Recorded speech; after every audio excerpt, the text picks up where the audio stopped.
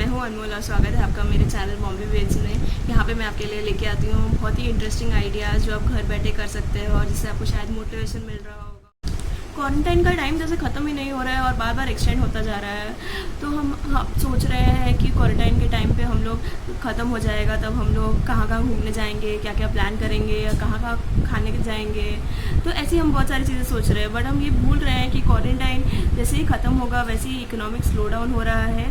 Quarantine की वजह से जो इतने दिन क्वारंटाइन चल रहा है उसकी वजह से कितना इकोनॉमिक स्लो डाउन हुआ है उसका हमें शायद जब भी ख़त्म होगा लॉकडाउन पीरियड तभी हमें अंदाज़ा लगेगा और इससे हम लोग की जॉब्स वगैरह कितनी अफेक्ट हो सकती है और हमारा अगर कोई बिज़नेस कर रहा है तो बिज़नेस पे कितना नुकसान हो रहा है वो भी इसकी वजह से हो रहा है।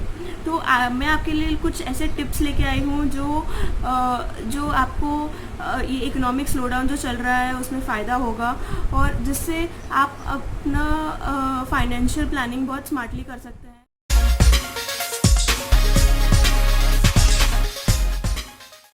तो गाइस आते हैं मेरे फर्स्ट पॉइंट पे। फर्स्ट पॉइंट है फाइनेंशियल प्लानिंग। फाइनेंशियल प्लानिंग कोई रॉकेट साइंस नहीं है। ये आपका जो एक्सपेंसेस है आप उसको दो भागों में डिवाइड कर लीजिए। एक है असेंशियल नीड्स और दूसरा है non essential needs. Essential needs वो होते हैं जो आपको भरने ही पड़ते हैं, जैसे कि लोन्स हो गया, आपका हाउस होल्ड का खर्चा हो गया। और नॉन असेंशियल नीड्स वो होते हैं जो ज़रूरत नहीं है बट फिर भी हम कर देते हैं। तो हम लोग को अपने नॉन असेंशियल नीड्स देखने पड़ेंगे और उनको लिस्ट डाउन करना रहेगा और उसको हम कैसे कम कर सकते हैं उसके बारे में सोचना रहेगा। तो इससे हमारी सेविंग्स भी बढ़ेगी और हमें ये सेविंग्स हम किसी और अच्छी चीज़ में इन्वेस्ट कर सकते हैं।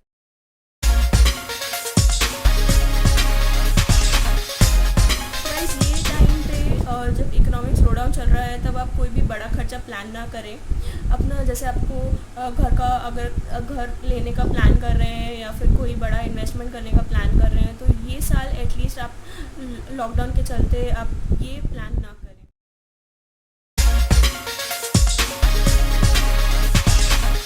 आपको अपना सेविंग्स भी इस तरीके से डिवाइड करना रहेगा जिससे आपका सारा नीड्स फुलफ़िल हो जाए। तो आपको अपना जो सपोज़ आपको 100% सेविंग रेशियो है उसको आप 50-30-20 के रेशियो में बांट लीजिए। 50% का सेविंग्स आप उसके लिए बचा के रखिए कि आपको अगर फ्यूचर में कोई बड़ा इन्वेस्टमेंट करना है तो या फिर तुरंत ही कभी चाहिए रहते हैं पैसे, तो उसके लिए आप 50% ऑफ अमाउंट रखिए, अपना जो सेविंग्स का अमाउंट है। और फिर 30% अपना जो इमरजेंसी फ़ंड है, सपोज़ आपके पास कुछ इमरजेंसी रह गया, आपको कोई मेडिकल इमरजेंसी हो गया तो उसके लिए आप अपना पैसा कुछ बचा के रखें ताकि कभी इमरजेंसी आ गया तो आपके पास पैसे होने चाहिए। तो 30% ऑफ द रेशियो और जो आपका सेविंग्स का रेशियो है आप वो उसके लिए बचा के रखें। और उसके बाद आप 20% अपना रिटायरमेंट प्लानिंग के हिसाब से कीजिए ताकि 20% अगर बाद में आप जब रिटायर हो रहे हैं तो उसके लिए आपके पास सफिशिएंट अमाउंट कलेक्टेड हो, क्योंकि आप उस टाइम जॉब नहीं करते हैं। तो इस तरीके से आप अपने सेविंग को डिवाइड कर सकते हैं।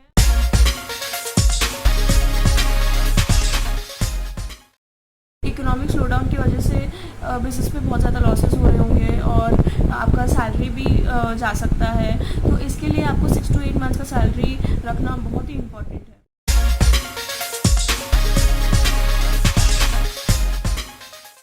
गाइस आप अगर सेविंग्स रख रहे हैं तो सेविंग्स आप एक ही बैंक में मत रखिए।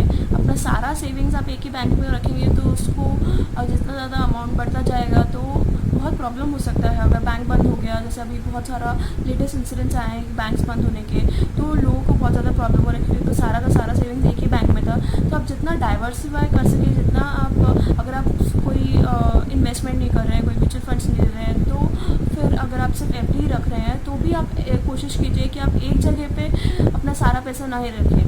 तो कुछ आप कैश रख लीजिए, कुछ एफडी बना के रख लीजिए, कुछ म्यूचुअल फंड्स में इन्वेस्ट कीजिए। तो ऐसा अपना सेविंग्स जो है वो आप डाइवर्सिफाई कर सकते हैं।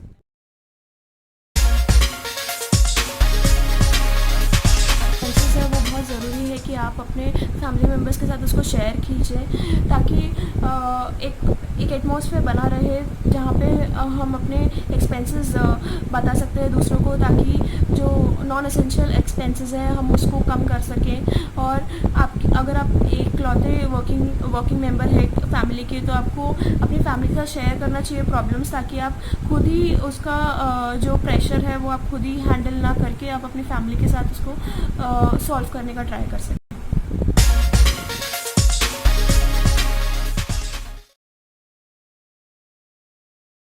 गाइस, जो आपके वर्किंग मेंबर है, आपकी फैमिली में जो जितने भी वर्किंग मेंबर हैं उन सबका टर्म इंश्योरेंस बहुत ज़रूरी होता है, क्योंकि वो ही एक मेंबर रहते हैं फैमिली के जो हमारी एसेंशियल नीड्स को हैंडल करते हैं। अगर वो ही नहीं रहेंगे तो हमें बहुत प्रॉब्लम हो सकता है। तो टर्म इंश्योरेंस मैं आपको इसके लिए बोल रही हूँ या इसके लिए रिकमेंड कर रही हूँ क्योंकि वो बहुत ही सस्ता होता है और उसका कवर भी बहुत ज़्यादा होता है। हम उसमें क्रिटिकल इलनेस वगैरह कवर कर सकते हैं, ताकि कल को कुछ प्रॉब्लम हो गया या मेडिकल क्रिटिकल इलनेस हो गया, जैसे डिसेबिलिटी है, इस टाइप का कुछ प्रॉब्लम्स हुआ, तो आप कैसे सर्वाइव करें, क्योंकि वर्किंग मेंबर है वो फैमिली के। तो इसके लिए हम लोग को टर्म इंश्योरेंस कराना बहुत ज़रूरी है।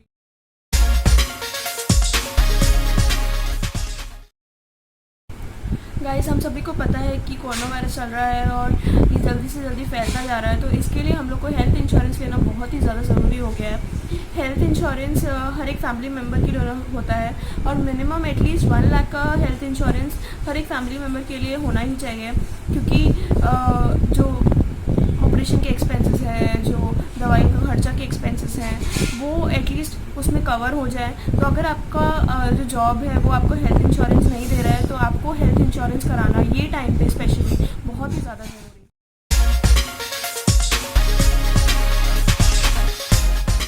अपने एक्सपेंसेस को ट्रैक करने के लिए बहुत सारे ऐप्स ऐसे हैं, जैसे कि एक्सपेंस मैनेजर हो गया। एक्सपेंस मैनेजर मैं खुद भी यूज़ कर चुकी हूँ, और एक्सपेंस मैनेजर में आप डे टू डे जो आपके खर्चे हैं वो आप डाल सकते हैं, और एंड ऑफ द मंथ आपको पता चल जाएगा कि आपका एक्सपेंसेस सबसे ज़्यादा कहाँ पे जा रहा है।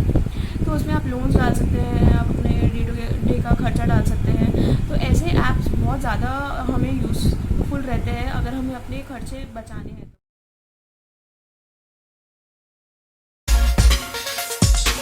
गाइस, आते हैं हम अपनी लोन की कैटेगरी पे। लोन्स एक ऐसी चीज़ है जिससे जो ही हमारा हमेशा सिर दर्द रहता है कि हम लोग को कैसे उनको कम करना चाहिए। तो मैं आपके पास एक लाई हूँ एक बहुत ही आसान सी ट्रिक। जो लोन्स है आपको आप पहले उसको डिवाइड कर लीजिए कि कौन सा आपका ज़्यादा इंटरेस्ट का लोन्स है। जैसे पर्सनल लोन्स हो गया, इस पे बहुत ज़्यादा इंटरेस्ट लगता है, तो ऐसे ज़्यादा इंटरेस्ट वाले लोन्स को हम लोग को पहले ख़त्म करना रहता है। और फिर ऐसे कुछ लोन्स हो गए, जैसे होम लोन्स हो गया। होम लोन्स ऐसे लोन्स है जिस पे आपको टैक्स बेनिफिट में मिलता है और उसका इंटरेस्ट हार्डली 4 to 6% रहता है, तो आप उसको चलने दे सकते हैं। बट जो हमारे जिस पे ज़्यादा इंटरेस्ट रहता है, जैसे कार लोन्स है, उस पर भी ज़्यादा इंटरेस्ट रहता है। अगर आपका रेट ऑफ इंटरेस्ट 10 to 12% जा रहा है किसी में, तो आपको उसको पहले ख़त्म करना चाहिए।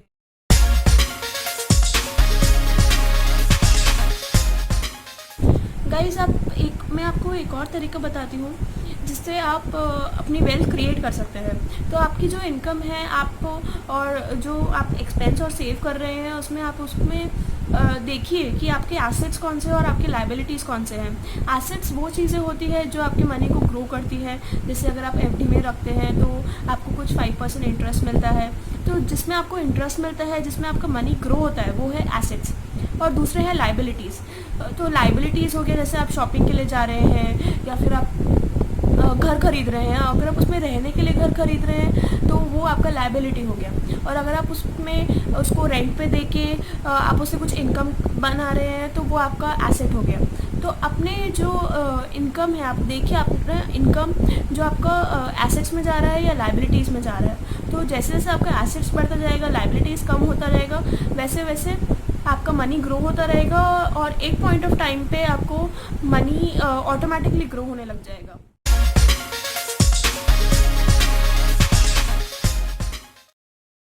गाइस, आते हैं मेरी नेक्स्ट टिप पर। ज्वेलरी लेना किसको पसंद नहीं है। हम हमेशा ज्वेलरी में सबसे ज़्यादा अपना जो मनी है वो ज़्यादा स्पेंड करते हैं।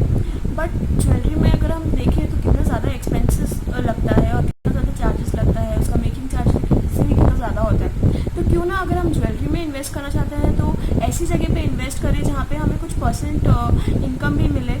तो इसके लिए government authorise sovereign gold bonds रहते हैं, जिसमें हम लोग को 2.5% इंटरेस्ट रेट मिलता है और जिसमें मेकिंग चार्जेस भी नहीं लगता है। गाइस यही है मेरा पॉइंट कि आप सोवरेन गोल्ड बॉन्ड्स में इन्वेस्ट कीजिए और जब भी आपको उसका नीड पड़े आप उसको रिडीम करा सकते हैं।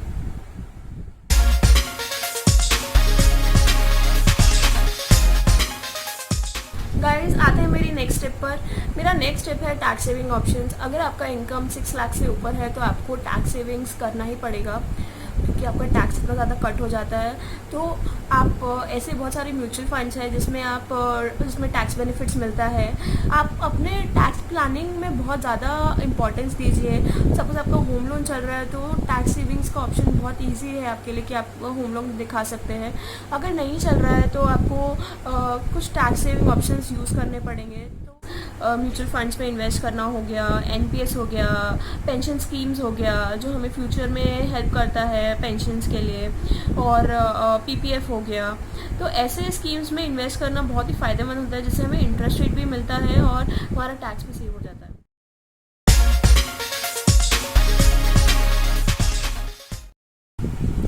गाइस हम जब भी प्लानिंग करते हैं या जब भी हम सेविंग्स रखते हैं, थोड़ा सेविंग्स जमा हो जाता है, तो हम हमेशा सोचते हैं कि हम लोग इसको शॉर्ट टर्म में कहाँ लगा सकते हैं जिससे पैसा डबल होके आ सके या पैसा थोड़ा बढ़ सके। बट शॉर्ट टर्म सोचने के बजाय अगर हम लॉन्ग टर्म सोचें कि अगर हम 5-6 साल तक इस पैसे को रख सकते हैं और थोड़ा कम इन्वेस्टमेंट करें, एक साथ लमसम अमाउंट ना लगा के, तो हम इस लॉन्ग टर्म इन्वेस्टमेंट से कितना मुनाफा पा सकते हैं वो हम नहीं सोचते हैं। तो हम लोग को गोल्स होना बहुत ज़्यादा ज़रूरी है। हम लोग को फाइनेंशियल गोल्स सेट करने चाहिए कि हम लोग को आगे जाके 5 इयर्स या 6 इयर्स में कितना कमाना है और उसके हिसाब से ही हम लोग को सेविंग्स करना चाहिए। तो गाइस मेरा लास्ट पॉइंट यही है कि आप अपने फाइनेंशियल गोल सेट करके रखिए, जिससे आपका ग्रोथ और ज़्यादा बढ़ सके। ऐसा नहीं कि आप अपने लाइबिलिटी पे ही ज़्यादा खर्च करें। तो अपने फाइनेंशियल गोल्स बना के रखिए, एकदम एग्जैक्ट अमाउंट होना चाहिए फाइनेंशियल गोल्स का, और उसको आप कैसे अचीव कर सकते हैं इतने सालों में कमा के, तो वो आपको डिसाइड करना है। गाइस आपको मेरे आइडियाज़ कैसे लग रहे हैं, प्लीज़ उसको लाइक शेयर सब्सक्राइब कीजिए और मुझे बताइए कि आपको कैसे लग रहे हैं। आप अपने मेरी वीडियोस अगर देख रहे हैं तो प्लीज़ उसमें कमेंट्स कीजिए। और ये वाला वीडियो स्पेशली मैंने अपने यूट्यूबर्स के लिए बनाया है, तो इसको प्लीज़ लाइक शेयर सब्सक्राइब कीजिए। Thank you.